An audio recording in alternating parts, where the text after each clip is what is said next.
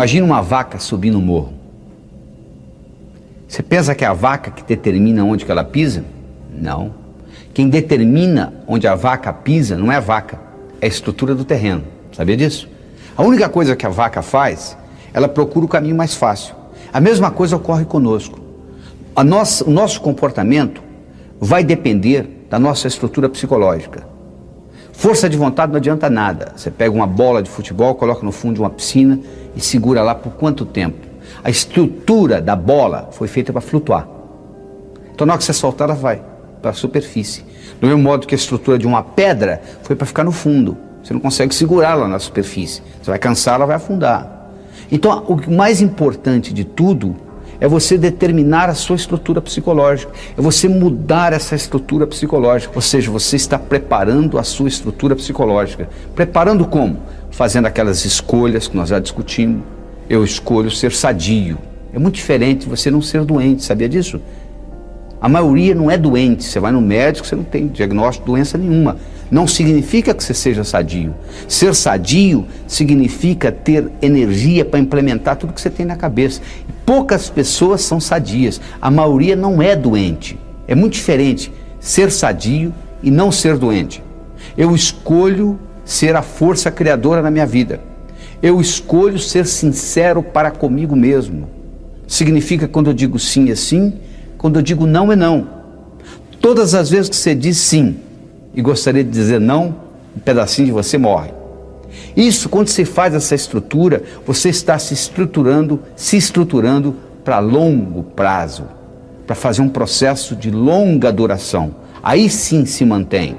Porque se você fizer só com a força de vontade, é aquilo que ocorre no 31 de dezembro. Uma semana depois, não tem mais nada. Agora, se você mexe na sua estrutura psicológica e implementa isso, isso fica uma coisa constante. E um modo de você fazê-lo é você ter os seus sonhos, você ter as suas metas e você manter os seus olhos nas metas.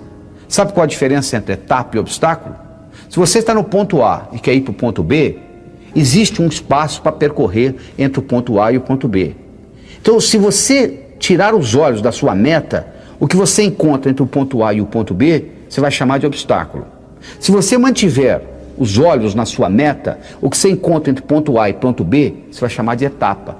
A diferença entre etapa e obstáculo é onde você está com os olhos. Então, manter os seus olhos a longo prazo é muito importante, porque se você só tem metas curtas, o seu chefe briga com você amanhã de manhã e estragou seu dia. Agora, se você está interessado daqui 5 anos, daqui 10 anos, daqui 20 anos, o seu chefe brigar com você amanhã de manhã não vai fazer diferença nenhuma, porque você está preocupado lá na frente. É muito importante, você não é doente, você vai no médico, você não tem diagnóstico de doença nenhuma. Não significa que você seja sadio. Ser sadio significa ter energia para implementar tudo que você tem na cabeça. Poucas pessoas são sadias, a maioria não é doente.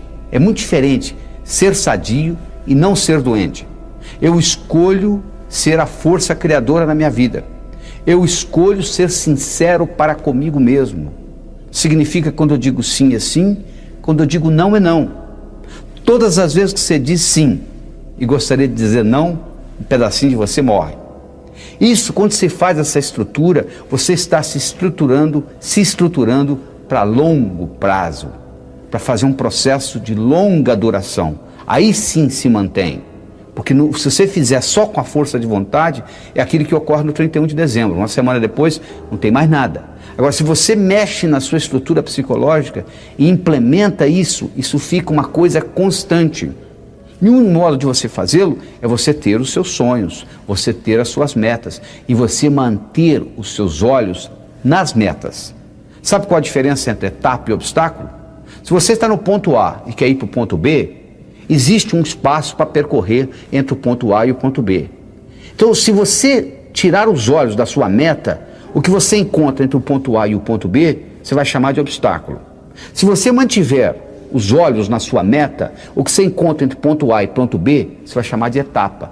A diferença entre etapa e obstáculo é onde você está com os olhos. Então, manter os seus olhos a longo prazo é muito importante, porque se você só tem metas curtas, O seu chefe briga com você amanhã de manhã, estragou seu dia. Agora, se você está interessado daqui 5 anos, daqui 10 anos, daqui 20 anos, o seu chefe brigar com você amanhã de manhã não vai fazer diferença nenhuma, porque você está preocupado lá na frente. É muito importante você ter essa visão a longo prazo e manter o seu olho na meta, porque com isso o que era obstáculo vira etapa. Mas ao mesmo tempo, você tem que saber dividir as suas metas. Porque se eu te der um salame para você comer, sem cortá-lo, você provavelmente não vai gostar, mesmo que você goste de salame. Mas se você for cortando fatia por fatia, e conversando e tomando uma cerveja, um refrigerante, você acaba comendo metade do salame sem sentir, não é verdade? O mesmo ocorre, tem gente que diz assim, poxa, eu vou escrever um livro, é demais. Escreva um capítulo. Ah, demais. Escreva um parágrafo, escreva uma frase. Aí uma frase, outra frase, vamos fazer o parágrafo, vai fazer a página, vai fazer o capítulo, vai fazer o livro. Procure dividir as suas metas. Você quer ser milionário em 5 anos? Onde é que você vai estar daqui a 4? E daqui a 3? E daqui a 2? E daqui a 1? E daqui a 6 meses? E daqui a 30 dias? E daqui a uma semana? O que você vai fazer amanhã de manhã para ser milionário daqui a 5 anos? Não é só esperar o tempo passar, não. O bonito é que quando você divide isto, o que você tem que fazer amanhã de manhã, diferente do que você teria que fazer se não tivesse essa meta, não vai ser quase nada. Porque a meta vai sendo diluída.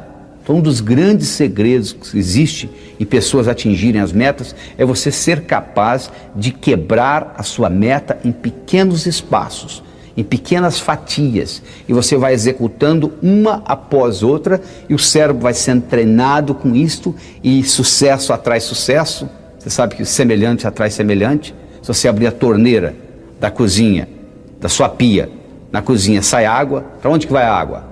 Para o esgoto. E o esgoto? Vai para o rio. E o rio vai para o mar. A água vai para a água, não é verdade? Para onde que vai o ódio? Para quem tem ódio. E amor? Para quem tem amor. E dinheiro? Vai para o pobre? Não, para quem tem dinheiro. E sucesso? Vai para onde? Para quem tem sucesso. Então esses pequenos sucessos vão atraindo mais sucesso na sua vida. Semelhante atrai semelhante.